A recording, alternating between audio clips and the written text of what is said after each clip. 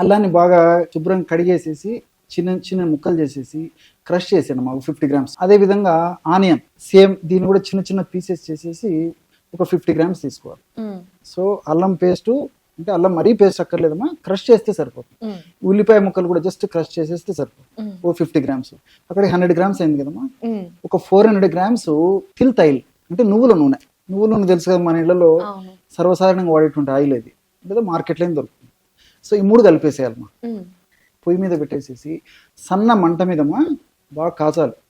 కాచేసరికి కొద్దిసేపటికి ఏమైతుందమ్మా, ఉల్లిపాయ ఉంది కదమ్మా, ఆ కలర్ మారిపోతుంది, అంటే బ్రౌన్ కలర్కి వచ్చేస్తుంది.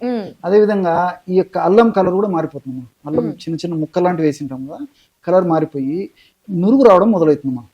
అప్పుడు ఔషధం తయారైనట్టు గుర్తమ్మా. అంటే దాంట్లో ఉన్నటువంటి ఔషధ గుణాలన్నీ ఆయిల్లోకి వచ్చేస్తాయి. ఎప్పుడు రాసుకోవాలి సార్? ఇది ప్రాబ్లం ఎక్కువ ఉంటేమా రోజు 2 టైమ్స్ అప్లై చేసుకోవచ్చు. మార్నింగ్ ఒకసారి, నైట్ ఒకసారి.